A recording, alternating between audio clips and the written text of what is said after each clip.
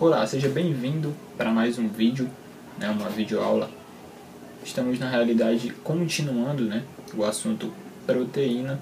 No vídeo passado a gente fez uma introdução do que seria a proteína e hoje a gente vai entrar um pouco mais na bioquímica, na estrutura dos aminoácidos. Depois a gente vai entrar um pouco mais em relação à proteína no geral, bioquimicamente falando, mas hoje especificamente uma aula um pouco mais curta.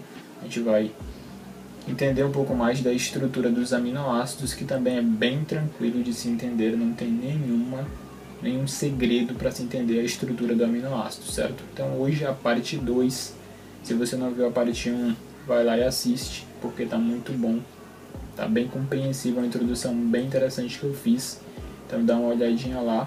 Ok? Só lembrando, antes de qualquer coisa, eu sou formado já na área de nutrição, então estou compartilhando um pouco do meu conhecimento sobre isso com vocês e utilizando a referência do livro do Cosolino, Biodisponibilidade dos Nutrientes. Tá? Então eu até recomendo que você vá à procura desse livro, porque adquira esse livro, porque eu estou usando ele como base.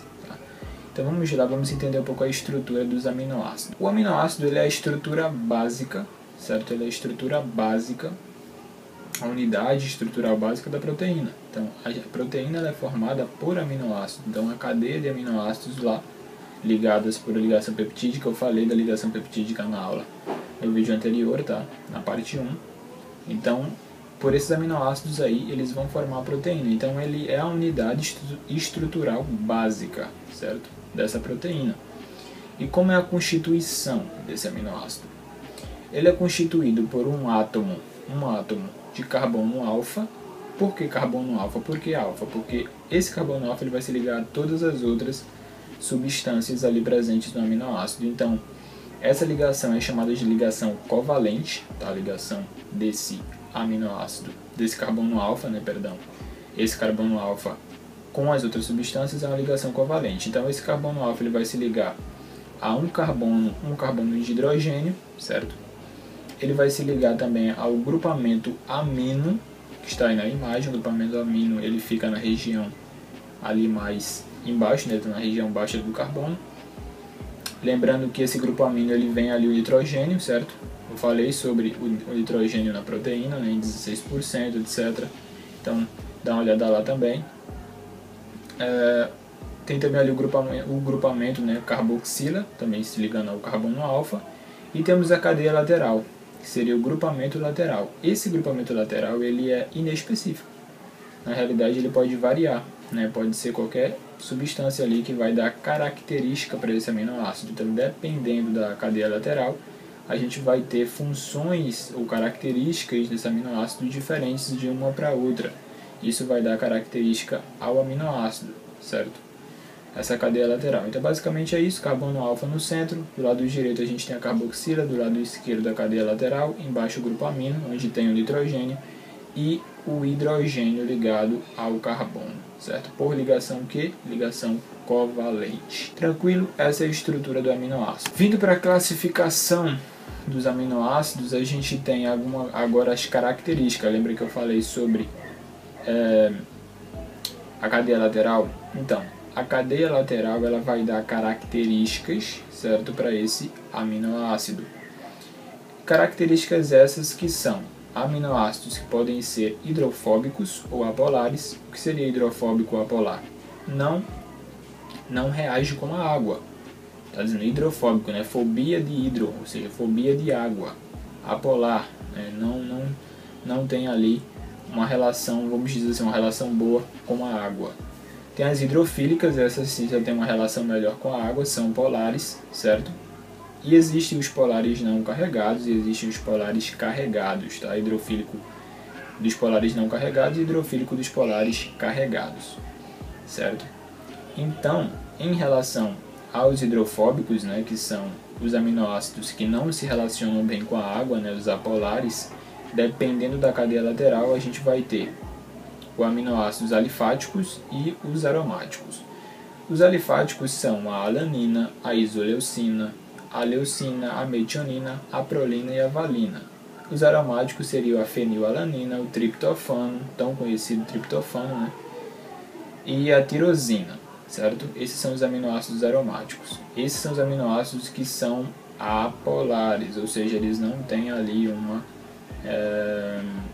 não reagem com a água, não interagem com a água, certo?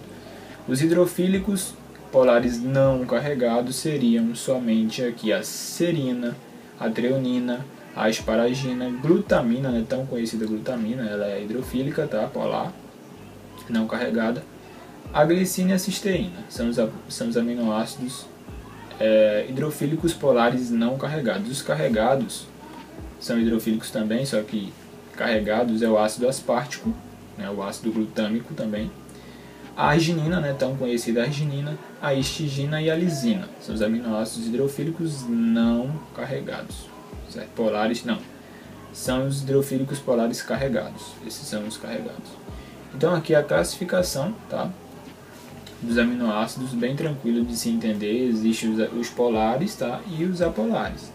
Lembrando que os polares eles são carregados, existem os carregados e existem os não carregados. Citei quais são os aminoácidos, certo?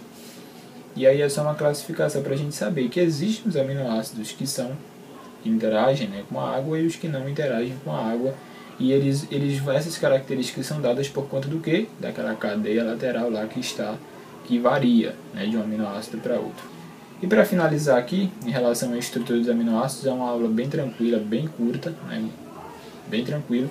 Em relação aos aminoácidos essenciais, não essenciais e os condicionalmente essenciais. E lembrando que no primeiro vídeo eu falei sobre isso também, né? Eu falei sobre o que é aminoácido essencial, não essencial ou condicionalmente essencial. Então, assim, os essenciais são aqueles que a gente não consegue produzir, a gente não pode sintetizar no organismo animal, certo? Ele não se forma a partir das substâncias que já existem naturalmente no nosso corpo, a gente não consegue produzir esses aminoácidos, a gente precisa ingerir ele através da alimentação, certo? Proteica com aminoácidos essenciais, certo? Então a gente tem também os não essenciais, ok? Os não essenciais eles podem ser sintetizados,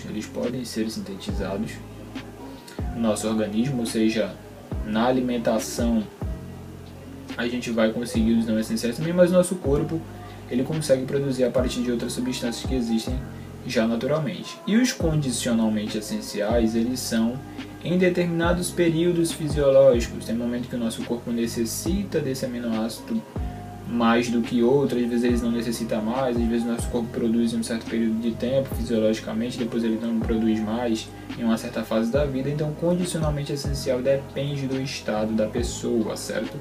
Depende do estado daquele indivíduo, ok? Então, condicionalmente essencial é isso, é mais uma outra classificação para a gente denominar aqui os aminoácidos, certo? Mas no mais é isso, né? Bem tranquilo em relação a isso, só dando uma breve revisão sobre a estrutura do aminoácido, né? Tem um carbono alfa lá que fica no meio, esse carbono alfa ele se liga covalentemente a outras substâncias, o grupo amino, que é onde tem o nitrogênio, tem ali, por isso o nome aminoácido, né? Vem do grupo amino. Ácido por conta do ácido carboxílico, que também está ligado por ligação covalente.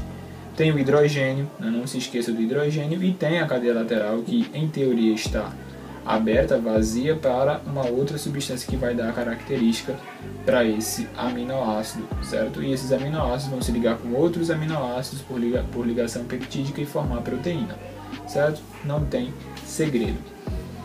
Se gostou, se curtiu, né? Dá o teu joinha aí. Né? Aqui embaixo tem um botão bem tranquilo, é só apertar e se inscrever-se. Valeu e até a próxima.